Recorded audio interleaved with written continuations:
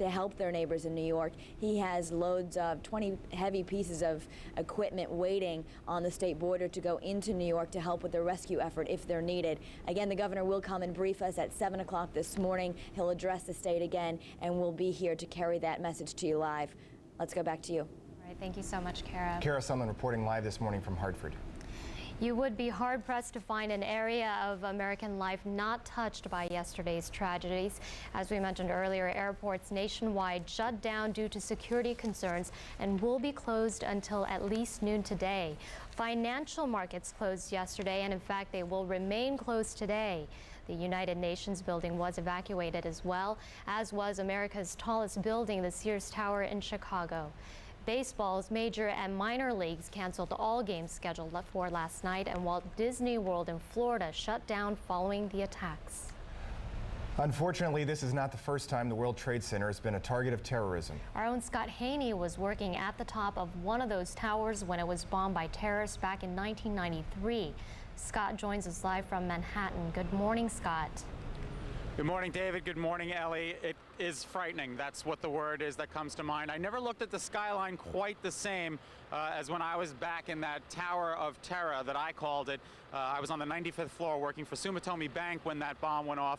But the good news for me was that there was still a physical structure to be able to walk down 95 flights. For these folks that went through the horror of yesterday, unfortunately, that was not an option for many of them. What you're seeing behind me, David and Ellie and everyone, good morning for waking up. Good morning waking up with us.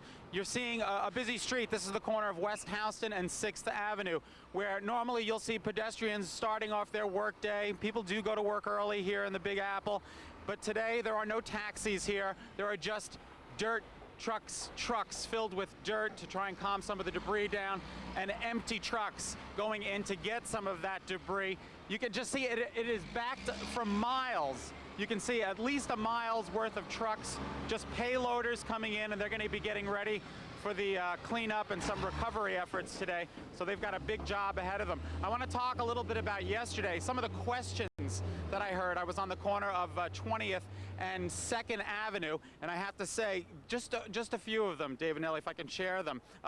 People coming up to us all day. Can I get from one area to the other? Do I have to walk across the Brooklyn Bridge? Do I have to walk across the 59th Street Bridge? These are bridges that, you know, some of them you can walk across in normal pedestrian lanes, but not usually for a foot traffic, and I saw them being herded, people literally being herded onto the 59th Street Bridge yesterday. It was just an unbelievable scenario. Here's another question. Can you tell me if where I can go to give blood? Some of the blood centers were so overwhelmed with people donating that they had to literally close the facilities. There are 170 hospitals here in New York, and all of them are accepting blood, and I'm sure if you go to any one of the number of hospitals in Connecticut, you can give your blood too. They are in need of O positive. So that is the shortage there. They're looking for O positive blood. A little boy came up to me, he was about 10 years old, and he said, are we gonna die? And I looked at him and I said, no. I said, I think the worst is over for now. And that was my best guesstimation, because at that point there was still a lot of activity going on. And I just said, stay close, you know, stay with me. We're gonna make it through this. It's gonna be okay. And then later on I saw his mom, and I got a chance to talk to her. And another individual, little kid, came up to me and said, if I get a piece of the World Trade Tower, will it be worth something someday? A souvenir. The questions were almost surreal, and each, you know, kids ask the strangest questions, and you have to just go along with the flow. So it was a day of army trucks moving down 2nd Avenue, of Humvees with camouflage. It looked like a complete war zone, and unfortunately I think that is going to continue for at least today.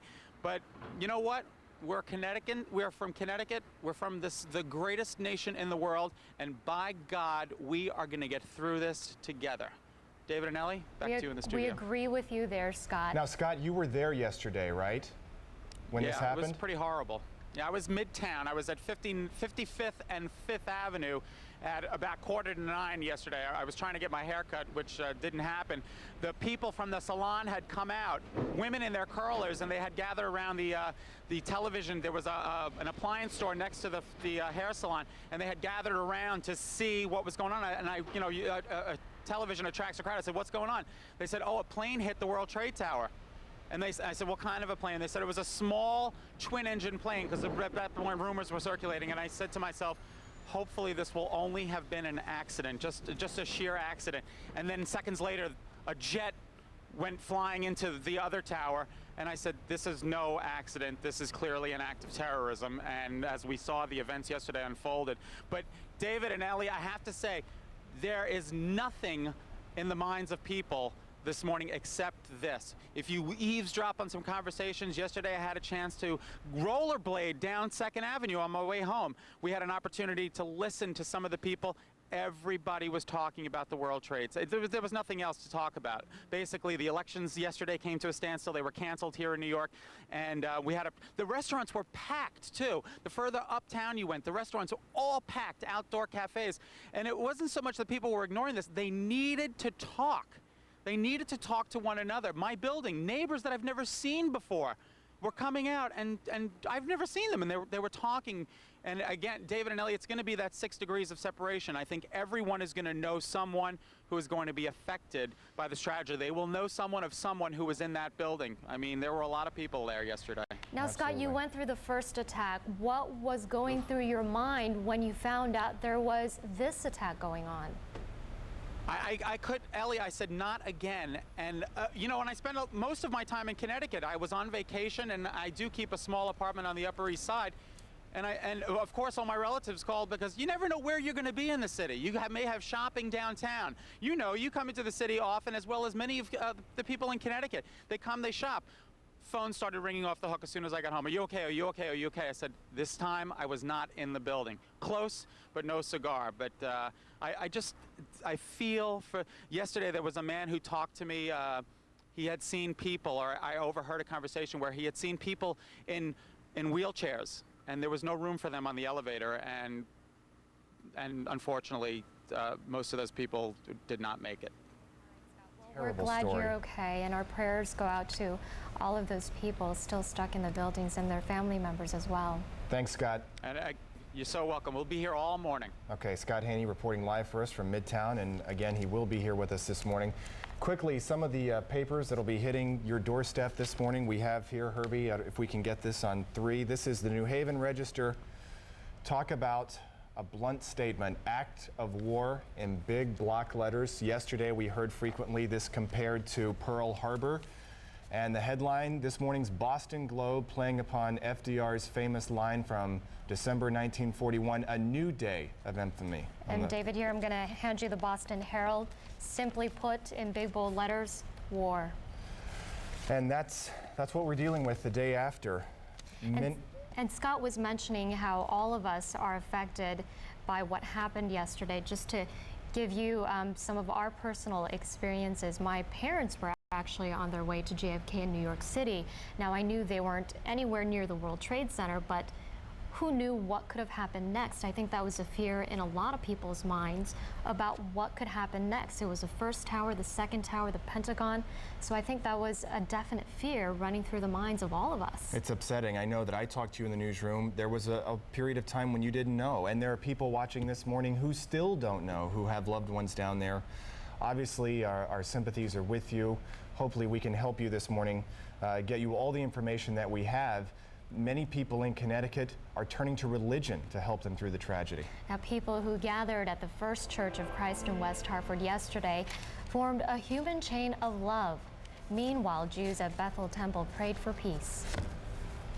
It's America. That really, it's too shocking, too near, right? New York, Washington. It's unbelievable to think that this country, this wonderful country, had to suffer such a disaster. We were all so upset at everything that had happened, and just really overwhelmed with emotion. And we felt that we just couldn't stand around in silence. There will be a candle vigil tonight at Central Connecticut State University at the Vance Academic Center.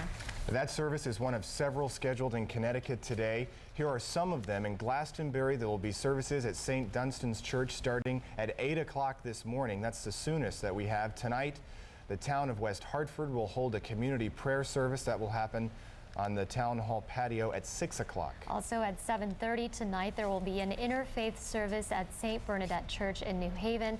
That will be held by the Interfaith Cooperative Ministry and the New Haven Clergy Association. Also at 6 o'clock tonight in Hartford, there will also be services at the South Congregational Church at 227 Main Street. There is other news to talk about this morning, as well as traffic and weather. Miles Muzio joins us now from the Weather Center with today's forecast. Ellie, we're going to take a little bit of a break from the horrible visages that we've seen the past 24 hours. I'm looking out, and it's just beginning to get a little bit brighter in the eastern sky. If you look up at the moon, that's Jupiter right next to it, and there are other things taking place. We're going to take a look at the weather right now. For this morning, look for sunny skies. You can see it's beginning to get brighter there. Temperatures are going to be in the 60s, and we're going to be up into the mid-70s this afternoon. It'll actually feel fairly comfortable with generally low humidity. And along the shoreline, look for sunny skies as well as we go into the afternoon. Temperatures up into the 70s.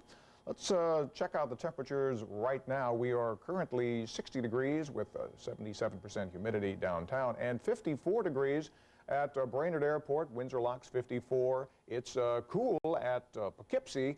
48 degrees right now, and 46 up in Springfield, so we got some cool patches out there as we've had some clear skies overnight, generally dry air, and generally calm conditions, and that'll give you some cool temperatures. As you can see, just a high pressure pushing on in, and that hurricane that we've been looking at for a couple of, about a week now actually, Hurricane Erin continues with 90-mile-per-hour winds. It is pushing to the south of Nova Scotia. Is going to completely move off to the east. Now, tropical depression number 8 is expected to develop into a tropical storm and perhaps affect the Apalachicola area right around Florida. For us, look for a nice day today and a fairly nice day for the beginning of tomorrow, but late tomorrow we will see a cold front approach, and with that a slight chance for showers late on Thursday going into Friday. South wind 10 to 15 later this afternoon in the marine environment, 1 to 2 foot seas, and it is mostly sunny at the beach. Today, water temperature is 72 degrees. For today, mostly sunny and mild with a high 74 to 79 degrees. And for tonight, look for some increase in clouds, patchy fog late, otherwise dry, 50 to 58. And for tomorrow, some showers late, probably in the evening. Most of the day will be dry, 75 to 80 degrees. We keep it in the 70s the next 2 days, and then much cooler as we go into Friday and Saturday and Sunday. A good blast of cool air coming in from the northwest. So looks like Canadian high pressure will be here for the weekend. Very cool in the mornings and 60s in the afternoon. David, Nellie, back to you. All right, Miles, thank you very much. In spite of what happened yesterday, primary elections in Connecticut did go on as scheduled. In Hartford's mayoral primary, community activist Eddie Perez won a convincing victory, defeating challenger Robert Ludgin by more than a 2-to-1 margin. You see the final numbers there. But Ludgin will still be on the November ballot anyway as a petitioning candidate, and so will the Reverend Nor Wyatt. They'll face Republican Robert Yakamachi. Mayor Mike Peters decided not to run for re-election. Another race many of us were watching yesterday in New Haven. Mayor John DeStefano is the winner. DeStefano easily defeated State Senator Martin Looney. DeStefano goes on to face Republican Joel Schiavone in November. Meanwhile, in Waterbury, they're still counting votes. Just a few votes separate Michael Jarjura and Lawrence DePillo in the Democratic primary. Ronald Napoli finished third. We're told that election officials will not declare a winner until sometime this morning at the earliest, and there could be a recount. Well, for those of us who do not remember Pearl Harbor, the images from today will be the tragic ones that we'll remember forever. The president said in his address last night the acts were intended to frighten our country into chaos and retreat, but the president says they failed. In New York this morning, crews are searching through all of that rubble of the World Trade Center. We're told that there are survivors still trapped this morning. So that's obviously the most critical work going on in New York, is trying to find those who may still be alive.